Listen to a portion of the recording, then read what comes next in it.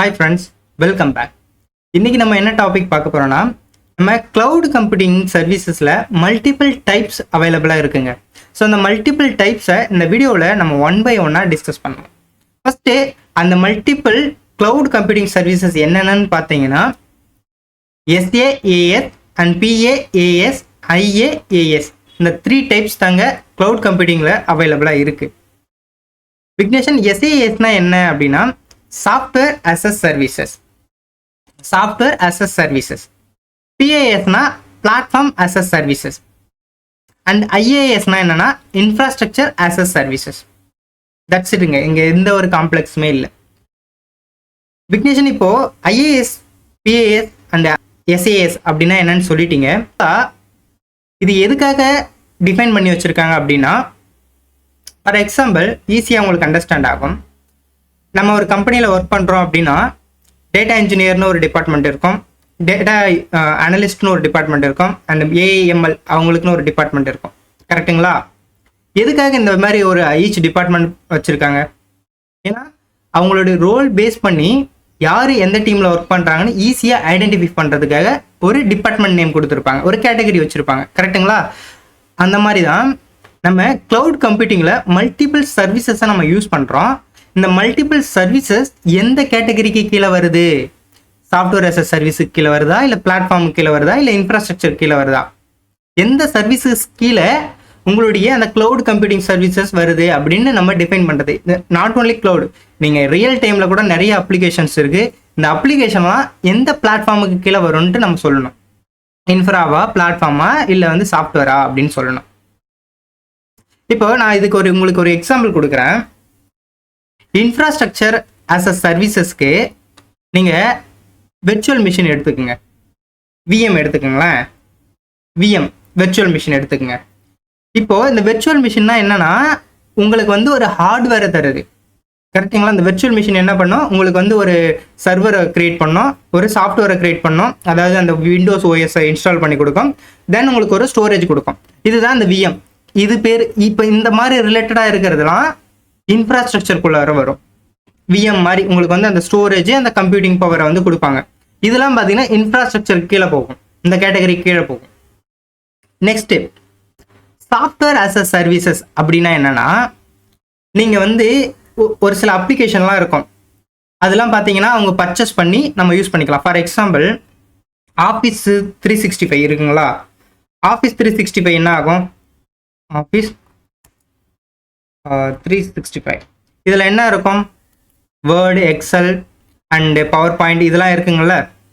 So இதெல்லாம் பார்த்தீங்கன்னா ஒரு சாஃப்ட்வேர் ஆல்ரெடி அவங்க பில்ட் பண்ணி வச்சுருப்பாங்க. இதெல்லாம் ஒரு ப்ராடக்டாக இருக்கும், நீங்கள் வந்து ஜஸ்ட் யூஸ் பண்ணிக்கலாம்.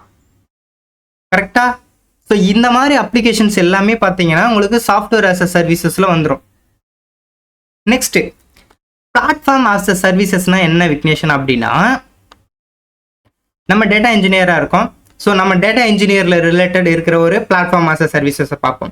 ADF நம்ம எல்லாருமே கேள்விப்பட்டிருப்போம். ADF or Databricks, anything is fine. இதெல்லாம் பார்த்தீங்கன்னா நீங்கள் அந்த டூலை வச்சு ஒரு ப்ராடக்டை நீங்கள் பில்ட் பண்ணுவீங்க, இல்லை ஒரு ஏதோ ஒரு ஒர்க்கை பண்ணுவீங்க. அந்த டூலை வச்சு ஒரு ஒர்க்கை வந்து சிம்பிளிஃபைடாக ஈஸியாக பண்ணி முடிக்கிறதுக்காக ஒரு டூலை யூஸ் பண்ணுவோம். ஸோ இந்த டூல்லாம் பார்த்தீங்கன்னா உங்களுக்கு வந்து பிளாட்ஃபார்ம் as a சர்வீசஸ் கீழே வரும். ADF, Databricks and Synapse and storage, low code டூல்லாம் இருக்குது பார்த்தீங்களா, ட்ராக் அண்ட் ட்ராப் பண்ணி ஈஸியாக முடிக்கிற மாதிரி இருக்கும். இதெல்லாம் பார்த்தீங்கன்னா பிளாட்ஃபார்ம் as a சர்வீசஸில் வரும். அவங்க அந்த பிளாட்ஃபார்மை கொடுப்பாங்க உங்களுக்கு. கரெக்டாக? ஸோ இதெல்லாம் வந்து பிளாட்ஃபார்ம் கீழே வரும். கிளியர் விக்னேஷன்? இப்போ எங்களுக்கு புரிஞ்சிடுச்சு. இப்போது நெக்ஸ்ட் வந்து பார்த்தீங்கன்னா, இது வந்து பார்த்தீங்கன்னா இந்த இமேஜ் வந்து நான் Azure போர்ட்டலில் இருந்து தான் நான் டவுன்லோட் பண்ணேன். இப்போ வந்து பார்த்தீங்கன்னா இதில் வந்து இன்டீட்டெயில்டாக உங்களுக்கு கொடுத்துருப்பாங்க. இப்போ ஒரு ஜஸ்ட் இமேஜின் பண்ணிக்கோங்க, நீங்கள் ஒரு அப்ளிகேஷனை டெவலப் பண்ணுறீங்கன்னு வச்சுக்கோங்களேன். ஒரு அப்ளிகேஷனோ ஏதோ ஒரு சாஃப்ட்வேரை டெவலப் பண்ணுறீங்க. உங்களுடைய அப்ளிகேஷனை நீங்கள் வந்து பாருங்கள், இன்ஃபர்மேஷன் அண்ட் டேட்டா, அதாவது அந்த ஸ்டோரேஜ், அதில் இருக்கிற டேட்டாவெலாம் நீங்களே மேனேஜ் ரெஸ்பான்சிபிலிட்டி இருக்குது பாருங்கள். அந்த ரெஸ்பான்சிபிலிட்டி நீங்களே எடுத்துக்கிறீங்க. அந்த டிவைஸ், அந்த மொபைலோ PSCயோ இது எல்லாத்தையும் நீங்களே வச்சுருக்கீங்க அப்படின்னா. அண்டு அத்தன்டிகேஷன், அது என்னென்னா அக்கௌண்ட் அண்ட் ஐடென்டிட்டினா ஒன்றும் இல்லைங்க. நம்ம வந்து யார் லாகின் பண்ணுறாங்க, வந்து யாருக்கெல்லாம் பர்மிஷன் இருக்குது, இந்த மாதிரி ஆக்சஸ் ரிலேட்டட் இன்ஃபர்மேஷன்லாம் நீங்களே மேனேஜ் பண்ணிப்பீங்க. நெட்வொர்க் கனெக்டிவிட்டியை நீங்களே மேனேஜ் பண்ணிப்பீங்க. ஓஎஸ் நீங்களே வச்சுருக்கீங்க. ஃபிசிக்கலாக நீங்களே ஹோஸ்ட் பண்ணிப்பீங்க. And network connectivity and data center, அந்த ஃபிசிக்கல் சென்டர் சொன்னால, இது எல்லாமே வந்து பார்த்தீங்கன்னா ஒரு அப்ளிகேஷன் ரன் ஆக போகுதுன்னா இந்த ஆல் த இன்ஃபர்மேஷன் தேவை. கரெக்டா? ஸோ இந்த இன்ஃபர்மேஷனுக்கு கீழே இப்போ இந்த எல்லாமே நீங்களே மேனேஜ் பண்ணுறீங்கன்னு வச்சுக்கோங்களேன், அதுதான் ஆன் ப்ரிமிசஸ். சிம்பிளுங்க. இந்த எல்லா இன்ஃபர்மேஷனையும் நீங்களே மேனேஜ் பண்ண போறீங்க, ஓனாக மேனேஜ் பண்ணுது உங்கள் கம்பெனி. எந்த ஒரு கிளவுட் ப்ரொவைடர்ஸ் டீம் போகல அப்படின்னா அதுக்கு பேர் தான் நான் சொல்லுவாங்க ஆன் ப்ரிமிசஸ்ன்னு சொல்லுவாங்க. நீங்கள் சப்போஸ் இதெல்லாம் வந்து வேற ஒரு கிளவுட் ப்ரொவைடர்கிட்ட டிபெண்ட் பண்ணியிருந்தீங்கன்னா அதுதான் கிளவுட் டெக்னாலஜிஸ். அதுதான் வந்து நீங்கள் கேள்விப்பட்டிருப்பீங்க ஆன் ப்ரிமிசஸ் இன்டு கிளவுட் அப்படின்லாம் கேள்விப்பட்டிருப்பீங்க பாருங்க. இந்த ரெஸ்பான்சிபிலிட்டியை யாரெல்லாம் ஃபுல் கண்ட்ரோல் அவங்க கம்பெனி கிட்ட இருக்கும், ஸோ அவங்களாம் ஆன் ப்ரிமிசஸ் கீழே வருவாங்க. அதுதான் ஆன் ப்ரிமிசஸ்ன்னு சொல்லுவாங்க. கிளியரா? தென் ஐஏஎஸ்னா பாருங்க, அந்த host and network data centre இதெல்லாம் வந்து பார்த்தீங்கன்னா இதெல்லாம் யார் மேனேஜ் பண்ணுறாங்க? அஜூர்.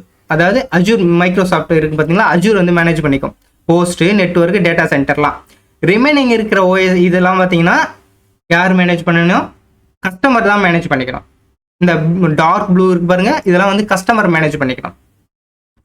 இது இந்த மாதிரி ரெஸ்பான்சிபிலிட்டி இருக்கிற ஆல் த பிளாட்ஃபார்ம் இன்ஃப்ராஸ்ட்ரக்சர் கீழே போயிடும்.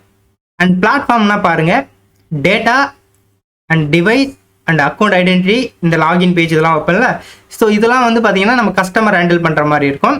நெட்வொர்க் அப்ளிகேஷன் இதெல்லாம் பார்ஷியலாக வந்து பார்த்தீங்கன்னா டேட்டா பிரிக்ஸும் வந்து சப்போர்ட் பண்ணுறாங்க. If you want you can use it. And இதெல்லாம் பார்த்தீங்கன்னா இந்த லைட் ப்ளூவில் இருக்கிறதெல்லாம் பார்த்தீங்கன்னா அந்த கிளவுட் ப்ரொவைடர் வந்து மேனேஜ் பண்ணுவாங்க. நெக்ஸ்ட் வந்து பாருங்க, சாஃப்ட்வேர் அஸ் அ சர்வீசஸில் இன்ஃபர்மேஷன், அதாவது அந்த ஸ்டோரேஜ் எல்லாமே பார்த்தீங்கன்னா அந்த ப்ராடக்ட்டை மெயின்டைன் பண்ணிக்கும். அக்கௌண்ட் அதுவும் லாகின் அவங்களே தான் மெயின்டைன் பண்ணுவாங்க. இந்த அப்ளிகேஷன் நெட்வொர்க் எல்லாமே பார்த்தீங்கன்னா க்ளவுட் ப்ரொவைடர் மேனேஜ் பண்ணிப்பாங்க. நமக்கு எந்த ஒரு இஷ்யூவும் இருக்காது, அதெல்லாம் அவங்க பார்த்துப்பாங்க. நம்ம ஜஸ்ட் ஒரு அக்கௌண்ட்டை வாங்கி நம்ம யூஸ் பண்ணுற மாதிரி தான். இப்போ வந்து ஆஃபீஸ் 365னா நம்ம எல்லாரும் ஃப்ரீயாக யூஸ் பண்ணுறோம். பட் ரியல் டைமில் கம்பெனிஸ்லாம் என்ன பண்ணாங்கன்னா அவங்க அந்த ப்ராடக்ட்டை வாங்கி அவங்க வந்து யூஸ் பண்ண ஸ்டார்ட் பண்ணிடுவாங்க. லாகின் பண்ணி அவங்களுக்குன்னு ஒரு அக்கௌண்ட் கொடுத்துருவாங்க. அந்த அக்கௌண்ட்டில் அவங்க கம்பெனியில் இருக்க எல்லாருக்கும் ஆக்சஸ் கொடுப்பாங்க. இப்போ பார்த்தீங்கன்னா அதெல்லாம் வந்து சாஸ் ப்ராடக்ட் கீழே வரும். இவ்வளோதாங்க, ரொம்ப சிம்பிளுங்க. கிளியரா? தட்ஸ் இட்ங்க. ஸோ இந்த மாதிரி யூஸ்ஃபுல்லான இன்ஃபர்மேஷனுக்கு விஜய் குயிக் யூடியூப் சேனலை சப்ஸ்கிரைப் பண்ணி சப்போர்ட் பண்ணுங்கள். தேங்க்ஸ் ஃபார் வாட்சிங். Will meet next video.